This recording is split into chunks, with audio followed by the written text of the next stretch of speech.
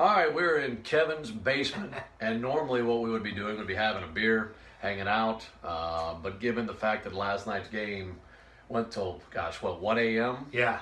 We're doing coffee today, so we wanted to hang out with you guys. And basically what we're going to be doing is this show, we're just going to hang out, have a beer, or coffee in this case, and just talk about different topics in baseball. And we'll be doing this once a week, 2 times a week, something like that, and just kind of hanging out. So something a little less, a little less than what we do on the air, and just a chance for us to chill out in t-shirts and have a beer and hang out. So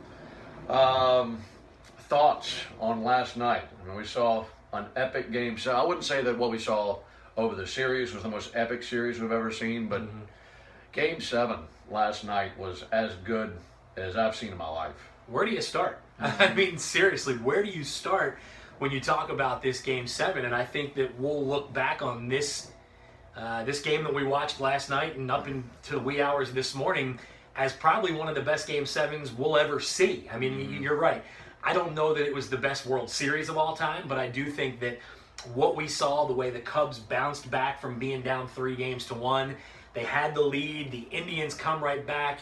Next thing you know, they're going to extra innings. There's a rain delay. I mean, it was one for the ages. It's one I think we'll tell our kids and our grandkids about, seeing the way the Cubs snapped a 108-year drought in a really, really special way. And it's kind of cool that we can do this in a much less formal way, just kind of talk baseball and reflect back on last night. The things that stuck out with me early on in that game, I think the nerves for both teams were pretty high. Yeah. I mean, we saw some boneheaded plays early in that ball game. We saw there was Jose Ramirez got picked off in the second inning. We saw Corey Kluber.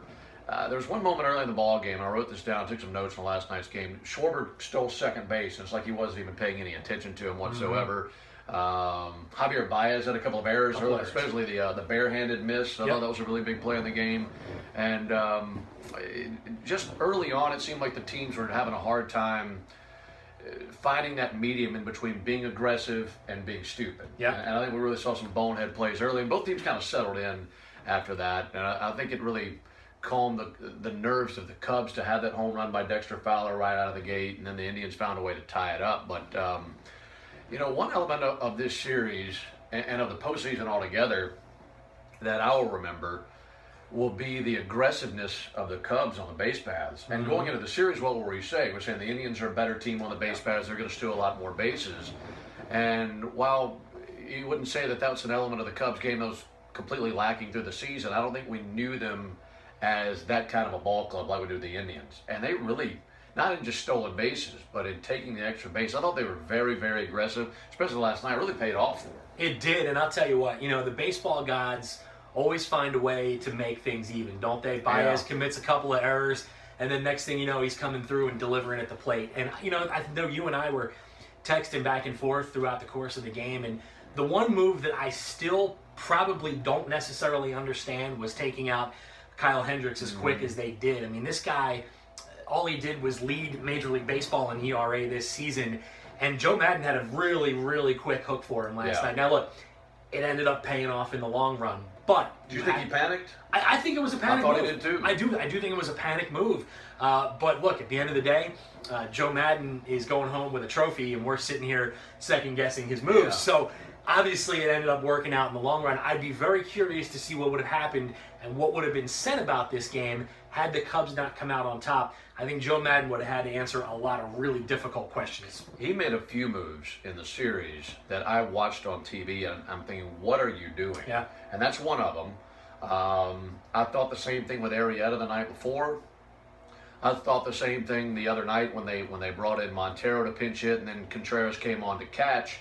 And Contreras defensively isn't as good as David Ross. Right. And saw a few balls get by, and I'm just thinking, like, how in the world are these moves not coming back to haunt Joe Maddon? Because he would make these moves, and I was first and second guessing him as it's happening in real time, and then they'd go out and win the ball game. So they found a way, and I think a lot of that falls on the ability to come through in the clutch. I mean, we saw it wasn't just Rizzo and Bryant. I mean, we saw David Ross with a huge home run last night. That game goes 5-3, after they pulled Hendricks, bring in Lester, and you could tell that just was not Lester's. He wasn't comfortable. No. Especially, I mean, if it's one thing if he comes in to start a brand new inning, but coming on with inherited runners, I don't think he was all that comfortable.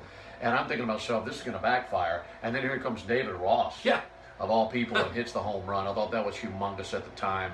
And another thing, too, the home run by Rajai Davis.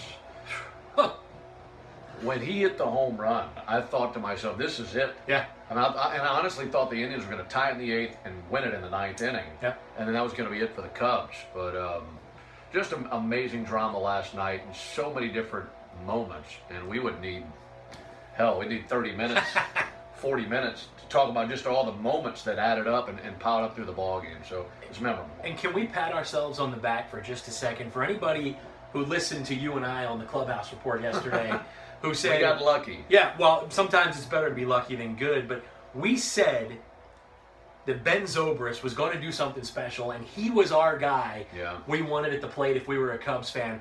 Wasn't really going out on much of a limb given the series that he had to that point.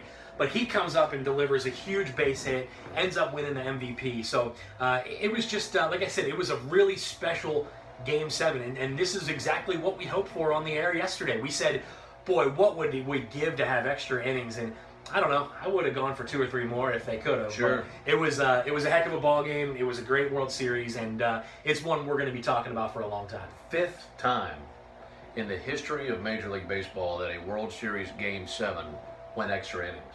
And it's got to be the first time where extra innings had a rain delay. Yeah. I mean, think about that. We saw something that we've never even really thought of before. I mean, extra innings in any World Series game is awesome, but to have extra innings in the deciding game, Game 7, we had not seen that since the Indians lost to the Marlins in '97, and then before that, the Twins and Braves in '91. So 5 times ever, and we got to see it last night. So while Jason Hayward didn't do a whole lot with his bat, he had a really good series on the bases and with his glove. With his bat, he didn't do a whole lot. But when everybody was giving him credit for rallying the team together during the rain delay, I don't know how much of the $185 million they're paying him is for something like that, for an off-the-field leadership moment. But they all gave him a lot of credit for that moment. They did, and you know, you can't really put a price tag on clubhouse chemistry. I know you and I are around guys, 8 months a year, and we see the way players interact that Joe Fan doesn't get a chance to see. And a lot of times we talk about how important that clubhouse chemistry is, that clubhouse leadership is. I think you saw it from Jason Hayward. I think you saw it from David Ross. Everybody talking about how much Rossi meant to this ball club this season. Grandpa Rossi riding off into the sunset. Yeah. And what a great story that is, for him to come off the bench, to hit the home run, and to be carried off by his teammates, and for that to be it for him, for him to go off as a World Series champion. So there's just so many storylines, but going back to my original point, the clubhouse atmosphere, the clubhouse chemistry, it all goes back to Joe Madden as well. You have to give him a ton of credit. When you talk about managers these days, it's not about the X's and O's as it is really managing personalities, managing those 25 guys, but to have guys that can step up and to take those roles like Rossi, like Hayward, like I said, you can't put a price tag on how important that is in a locker room. They did something we've not seen since 1908, and we got to see history last night in that one. So really want to talk about that game a little bit, but also take a moment to go back through baseball history and think of other Game 7s that have resonated with us, or maybe Game 7s that we weren't alive for but we read about and wish we could have been at. And we thought we'd take a moment to bring out 3 seasons or 3 different years, 3 different Game 7s that we wish we could have seen in person. And to be honest with you, Kevin, I'll start off with last night. Yeah. I mean, it was great watching it on television, and we'll get to some other Game 7s through the years in just a few moments. But right off the top, I mean, this thing isn't even 24 hours old yet.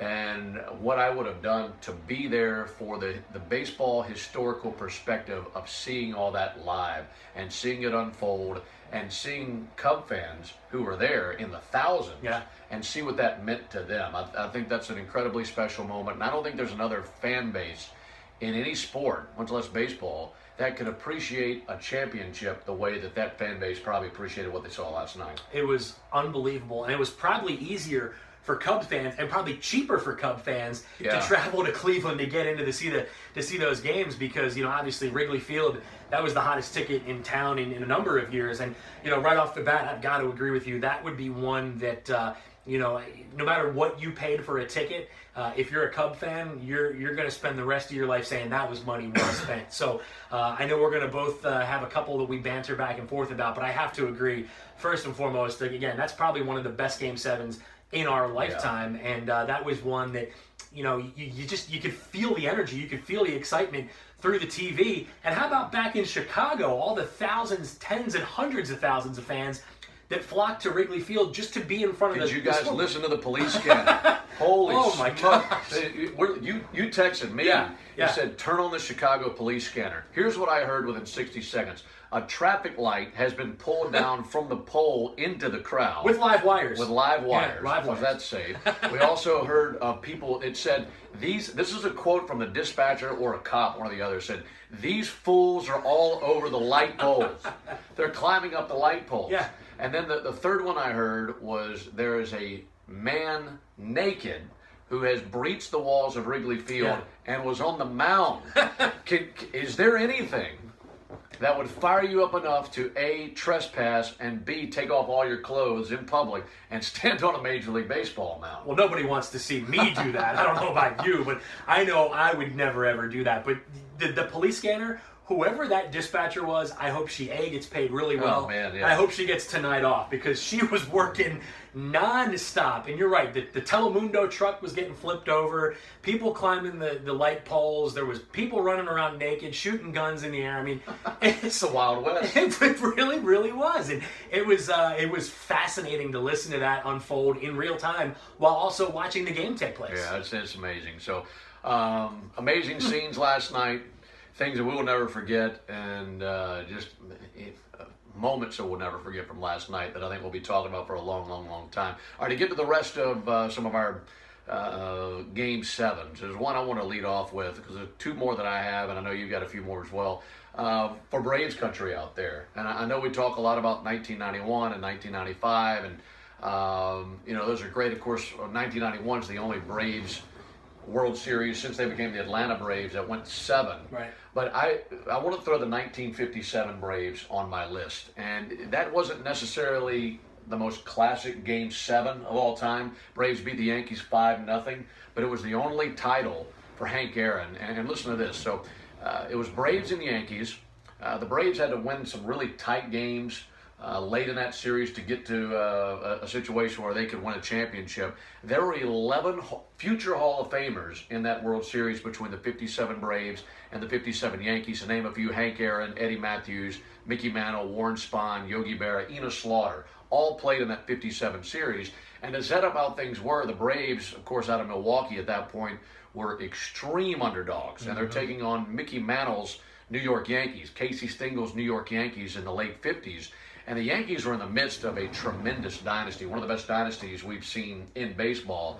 So that was a humongous title for the Braves, and while they've won 3 of them, to me, that's the most entertaining to go back and read through and chronicle, because they were such huge underdogs, and they were able to win in 7 ball games. They won that game 5-0. And Hank Aaron's only World Series title. So I would have loved to have been there to see the 57 Braves take out the Yankees. Now, a year later, the Yankees got revenge. They went 7 games a year later, and the Yankees won Game 7. So Yankees and Braves had some great World Series back in the 50s, and I'd put the Game 7 of the 1957 World Series on my list.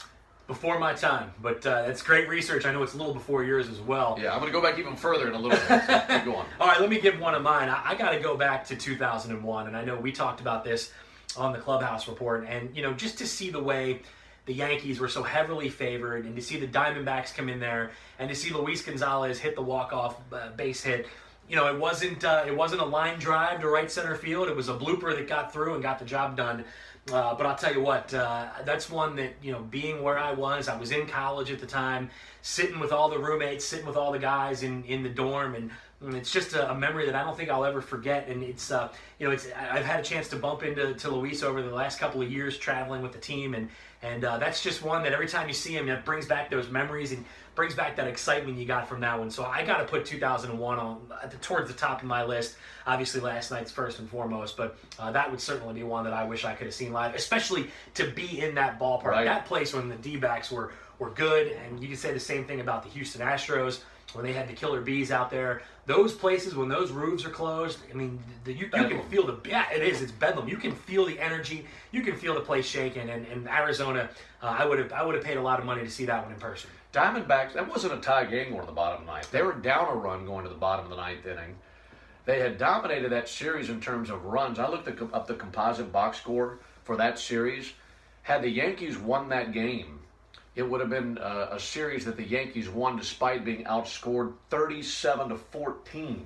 D-backs outscored them 37-14, and it still came down to one hit in the bottom of the ninth inning in Game 7. So that was a great one. Randy Johnson won 3 games in that series. He started 2, and he won Games 2, 6, and then came on in relief in Game 7 and won that ball game. So he and Kurt Schilling were co-MVPs. And easily one of the best, not just Game 7s, but even easily one of the best series in our lifetime, because Games 3, 4, and 5 were amazing games. Where so the Yankees come back and win. I think the Diamondbacks just killed them in Game 6. I think you're right. And then won Game 7. But that was definitely an amazing series. Rounding off my list, I'm going way, way, way back. We're going on the way back machine here. Game 7. Of the 1924 World Series. This is the Senators and the Giants. Let me break this down for you. Okay. 15 future Hall of Famers in that series, including 2 umpires. Walter Johnson was there. John McGraw was there. High Pockets Kelly was there, one of my favorite nicknames. Bucky Harris was a player-manager. Hack Wilson was in that one. So those are just a few names right off the bat. It was Game 7, and it went 12 innings. So it's one of the 5 extra inning Game 7s that we've seen in Major League history. And after losing after losing Game 5 just 2 days earlier, Walter Johnson comes back, throws 4 innings of relief in Game 7. Senators scored twice in the bottom of the 8th inning to tie the game. And then the Senators got a walk-off base hit by a guy named Earl McNeely to win it 4-3. And the composite score for the entire series, Giants 27 runs, Senators 26 runs. Wow. So, and the Senators won the game and won the series. So, researching that World Series, it had so much. Of course, Walter Johnson coming back, throwing 4 innings, and then seeing them score 2 runs late to tie it and another one in the 12th inning to win it.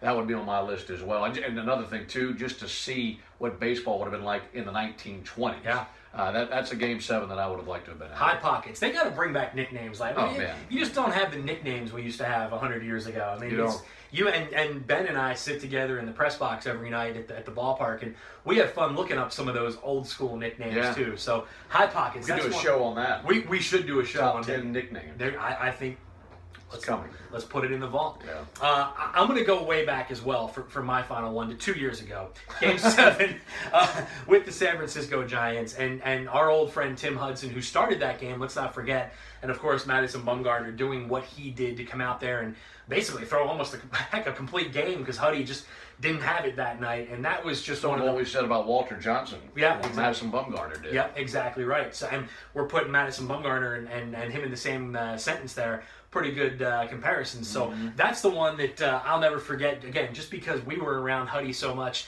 over the years, and to see him go out there, I know it was a special moment for him getting a chance to step on the mound for Game 7.